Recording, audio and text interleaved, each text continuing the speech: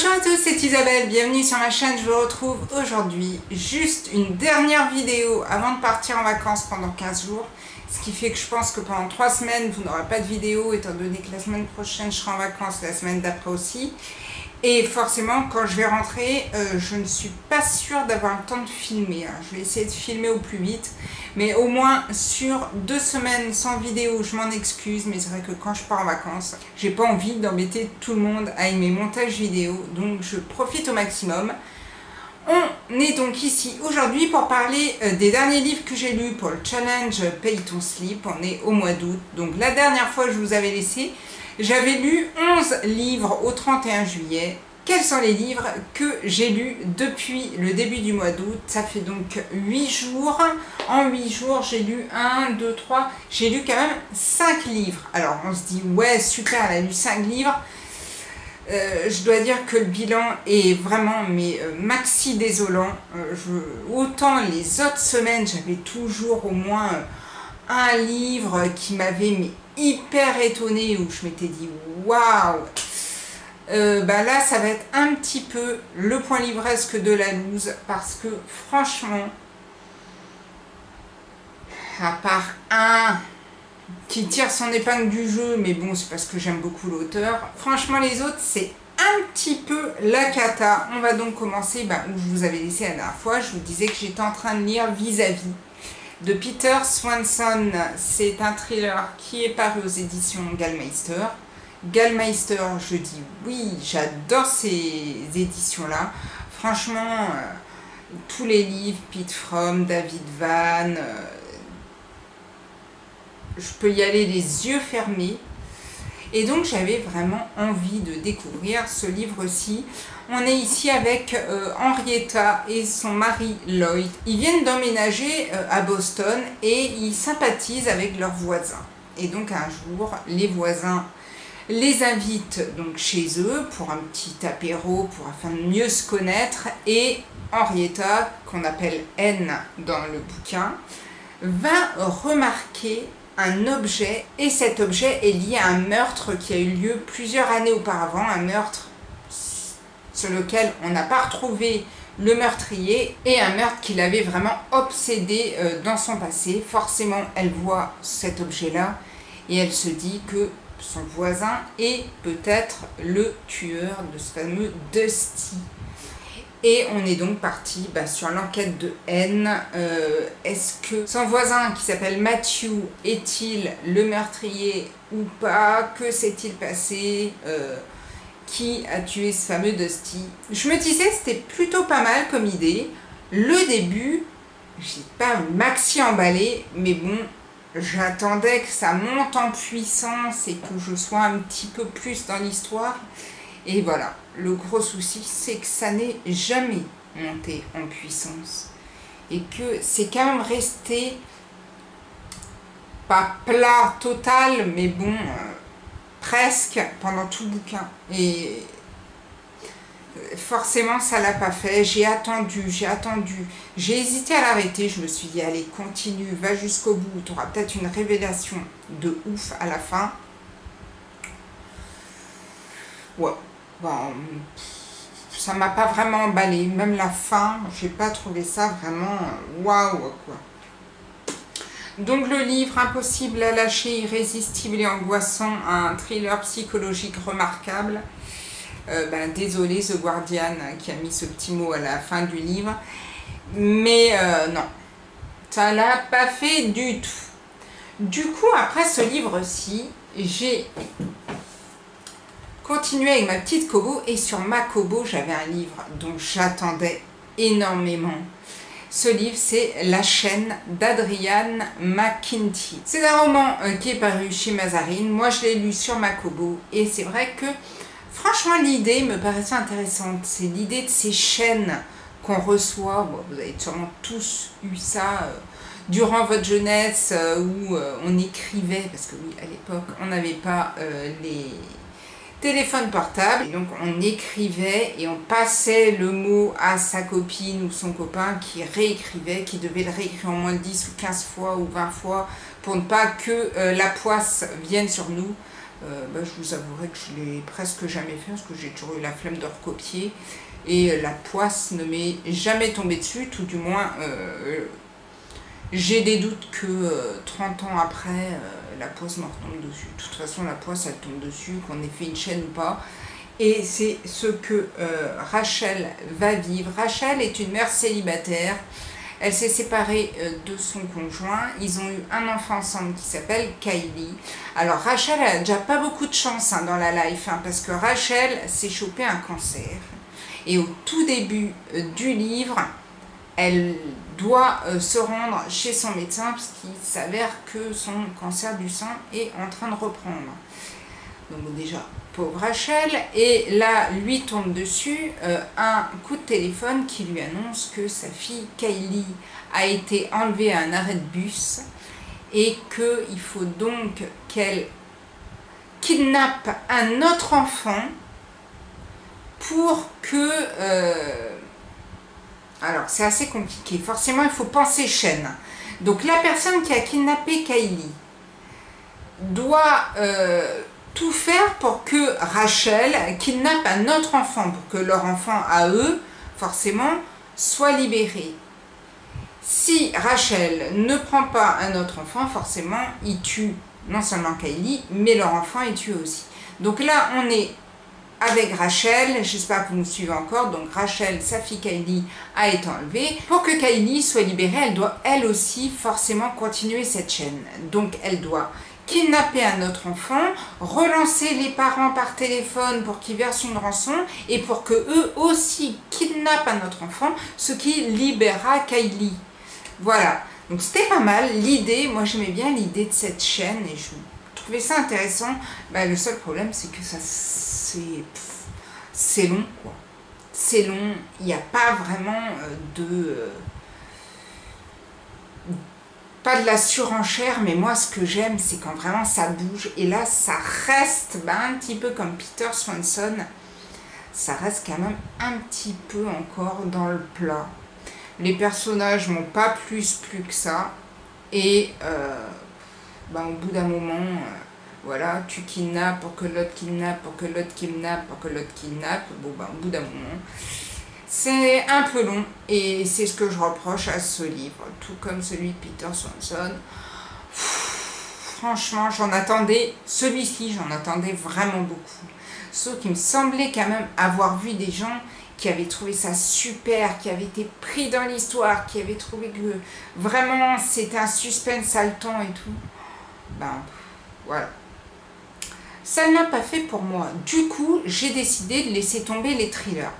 Je me suis dit, je vais lire un roman différent pour essayer de voir ce que ça peut donner. Puisque là, pour l'instant, c'était quand même en échec total avec les deux thrillers que j'avais lus. Je me décide donc, toujours sur ma petite Kobo, à sortir un livre qui n'était pas très long et qui me semblait être facilement lu. Et j'ai donc sorti le dernier livre, il me semble que c'est peut-être même son premier, d'Olivia Ruiz, La commode au tiroir de couleurs. J'avais vu beaucoup d'avis très positifs quand je me le suis acheté sur la Kobo, c'est-à-dire il y a peut-être un bon mois, enfin tout du moins je l'ai pris presque après sa sortie. J'en attendais énormément, je me suis dit voilà, ça va être le livre qui va me permettre de sortir la tête de l'eau et d'avoir un beau coup de cœur. Et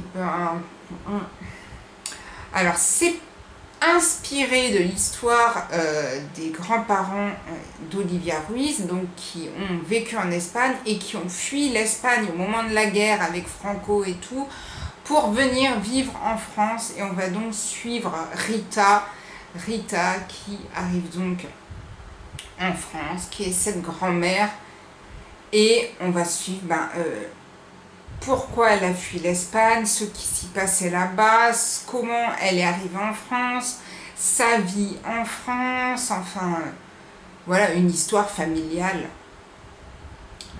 on va dire basique, parce qu'il y a quand même des choses qui se passent, mais bon, une petite saga familiale comme ça, de gens qui quittent un pays pour en arriver à un autre. Et comment dire, pourtant j'y mettais beaucoup de cœur, mais j'ai failli arrêter ce livre au moins 7 ou 8 fois. Et à chaque fois, je me disais, oh, il n'est pas long. Allez, vas-y, persévère, il n'est pas long. Et puis, j'avais du mal. J'avais du mal parce que les personnages, j'avais du mal à comprendre qui était qui, par rapport à qui, et qui venait d'où, et tout. J'ai trouvé ça hyper brouillon. Je comprenais pas vraiment tous les avis positifs que j'avais pu voir. Donc j'ai quand même continué en me disant, c'est pas possible, tout le monde trouve ça super, et moi je trouve ça hyper brouillon. Et finalement, je suis retournée voir en me disant, il n'y a que moi qui trouve ça hyper brouillon. Et depuis l'arrivée du livre, donc environ 1 mois, et la date où je suis retournée voir, le livre avait perdu déjà 2 points dans sa notation sur 20 sur Livre Addict, était passé de 17,2 à 15,2. Quand je regardais les avis, tout le monde disait c'est brouillon, c'est brouillon, c'est brouillon, brouillon. Donc je me dis, ça y est, je ne suis pas la seule. Alors, je me suis posé, comme je vous disais, la question, je continue pas, je continue pas. Je me dis, bon, c'est dommage, je suis presque arrivée à la moitié, voilà, bon, j'ai avancé dans le bouquin. On est dans le challenge, si je commence à laisser tomber le bouquin, bon, ben, j'ai lu, parce que forcément ça m'a pris un certain temps, j'ai lu un petit peu ça pour rien, quoi. Enfin, pas dire pour rien, mais presque. Je continue, je replonge dans le bouquin, il y avait des moments qui me plaisaient, je trouvais ça quand même intéressant, il y avait des choses vraiment très troublantes.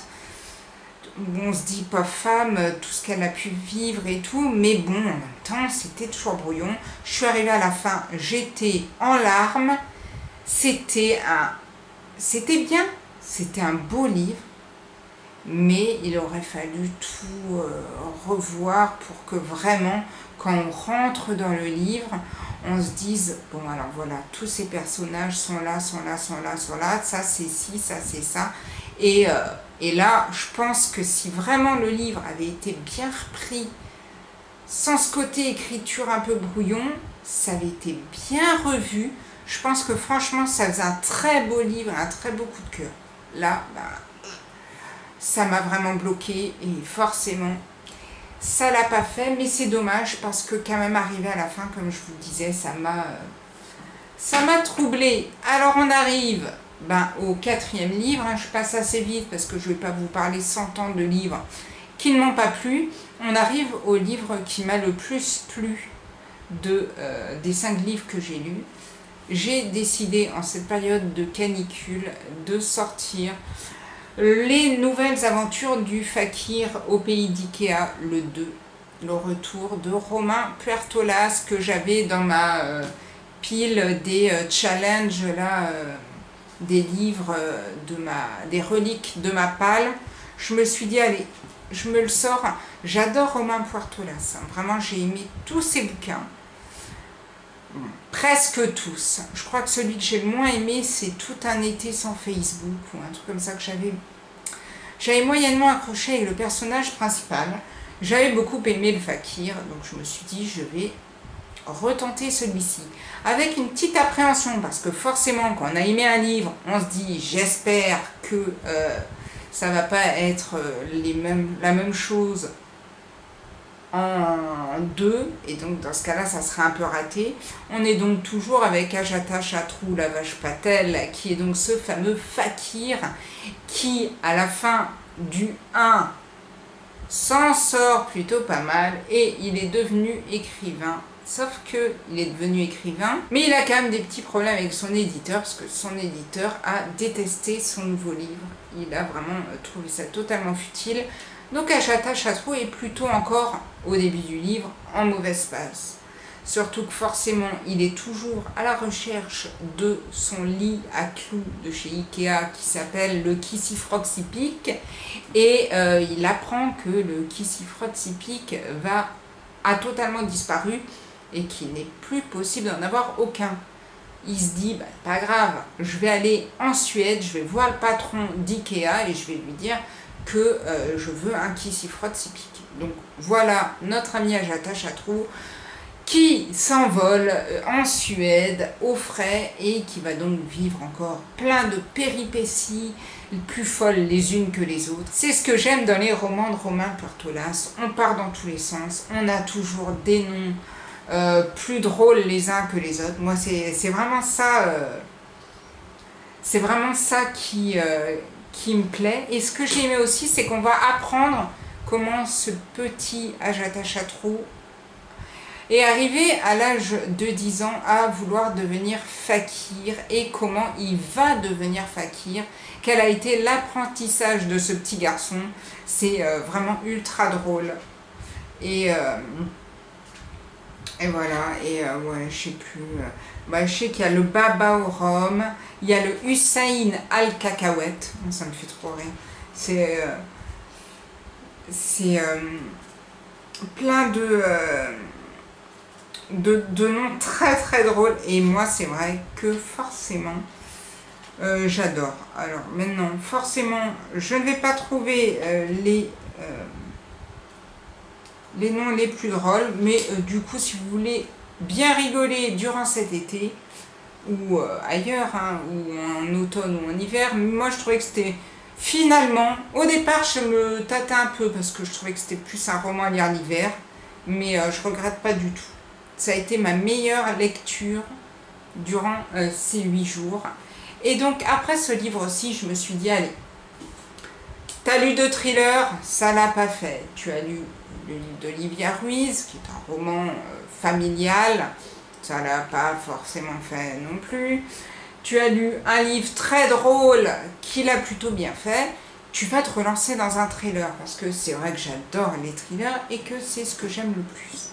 Quant à la bibliothèque, on me rend un lecteur, un livre de Jean-Christophe Granger, Le jour des cendres, qui est donc son dernier, qui, alors d'après ce qu'on m'avait dit, est une adaptation en roman d'une série qui est déjà parue. Alors moi j'ai pas vu la série, en même temps Jean-Christophe Granger, oui, vous pouvez y aller, vous pouvez me balancer toutes les tomates que vous voulez, je n'en ai lu aucun. Mais celui-là est arrivé entre mes mains et je me suis dit, allez, tiens, je vais le lire. Il n'est pas non plus hyper long, c'est écrit assez gros. Je vais le tenter, comme en plus, bon, la navette médiathèque pour l'instant n'est toujours pas passée. Hop, j'ai le temps de le lire entre 2 réservations. On me rassure, c'est pas le meilleur de Jean-Christophe Granger, hein, parce que... comment dire que je crois que c'était encore pire que La chaîne et que Vis-à-vis. J'ai détesté. J'ai détesté ce bouquin. Ça... je sais pas. Alors là, du coup, ça m'a pas donné envie d'en lire d'autres. Hein. Ça me fait penser à Maxime Chatham, où j'avais jamais lu de Maxime Chatham non plus. J'avais lu un livre qui était, je ne sais plus, Le Signal, et depuis je n'en ai plus lu. Parce que c'est pareil, ça m'avait pas plu du tout. Mais là... On est ici avec un homme qui va être retrouvé mort, enseveli sous une chapelle avec une pierre à l'intérieur de la bouche. Et le commandant, Pierre Niemans, va arriver sur les lieux pour enquêter justement. Alors c'est pas une enquête banale puisque c'est une enquête qui se passe dans un monde sectaire, c'est-à-dire qu'il y a une secte qui occupe cette chapelle qui est juste à côté et qui travaille aussi dans les vignes, et donc l'acolyte de Pierre Niemans qui s'appelle Ivana Bogdanovic va elle se faire embaucher dans les vignes pour pouvoir travailler et se retrouver prise dans ce monde un petit peu incognito. Et on va donc suivre l'enquête de Pierre Niemans qui est accompagné d'une jeune femme qui s'appelle Stéphane Desnos. Et donc ces 2 personnages sont à l'extérieur, ils enquêtent sur le mort. Ivana, elle attend que Pierre Niemans arrive pour un petit peu savoir ce qui s'était passé. Elle est à l'intérieur de la secte. Et moi, personnellement, comme je vous l'ai dit, j'ai détesté. J'ai pas aimé l'écriture. j'ai pas trouvé ça bien écrit, enfin, ou alors, bon après, je ne suis qu'une simple lectrice, hein, que suis-je par rapport à Jean-Christophe Granger? Mais alors moi, ça m'a pas pris du tout. Je pense que c'est le pire des 5 livres que j'ai lus. Et ça me donne pas du tout envie de regarder la série, hein, parce que vraiment, j'ai été hyper déçue. Je vais pas vous en parler pendant 100 000 ans. Si vous l'avez lu, n'hésitez pas à me dire ce que vous en avez pensé. Moi, j'ai détesté le capitaine Niemans, Bougon et tout. J'ai détesté ce personnage. J'ai pas non plus aimé Ivana. J'ai détesté les personnages de la secte, la Jacob, Rachel et tout. J'ai trouvé ça, mais j'ai trouvé ça vieillot. Voilà, hyper vieillot. Et donc, je crois que je vais m'abstenir de lire Jean-Christophe Granger. Ou si vraiment vous en avez un, mais alors vraiment un bien. Je sais pas si on m'avait pas parlé de Passager ou un truc comme ça. Si vous en avez un, mais alors je vous dis, hein, c'est le high level, hein, parce que là, pour relever celui-ci, il va falloir remonter sérieusement. Si vous en avez un vraiment superbe à lire, n'hésitez pas à me donner le titre. Peut-être que je le lirai, mais pas tout de suite. En tout cas, ça n'a pas fait des masses. Ça n'a pas fait du tout. Et ça me fait un bilan qui n'est pas très positif avant de partir en vacances. Certes, j'ai lu 5 livres, donc j'en étais à 11 livres. Donc 11 plus 5, on est d'accord. Même moi qui suis nulle en maths, ça fait 16. 16 plus le livre que je lis actuellement sur ma Kobo et que j'espère terminer peut-être demain ou aujourd'hui, je verrai bien. Ça fera 17, il me restera 3 livres. Je vais essayer d'en lire encore un avant de partir en vacances. Comme ça, si je peux réussir comme ça, je suis au taquet. Je pars en vacances avec seulement 2 livres. Comme je lis moins, je pense que ça peut le faire plutôt pas mal pour le challenge. En tout cas, j'espère que vos lectures se passent mieux que les miennes. Parce que là, le mois d'août est désespérant. Autant le mois de juillet avait été super, j'avais fait des belles découvertes, j'avais lu des super bouquins. Bah là, ça le fait pas du tout. J'espère que celui que je suis en train de lire va le faire plus. Là, actuellement, je lis Le financier en chef de David Zawi sur ma Kobo. Pour l'instant, je suis au début. Et j'aime assez le personnage. C'est déjà plutôt pas mal. On verra bien. En tout cas, je vous en parlerai maintenant à mon retour de vacances. J'espère en tout cas que vos vacances se passent bien si vous avez la chance d'y être. Que vos lectures se passent bien. Que votre challenge se passe bien. Et je vous dis à bientôt pour une prochaine vidéo et prenez soin de vous. Ciao, ciao!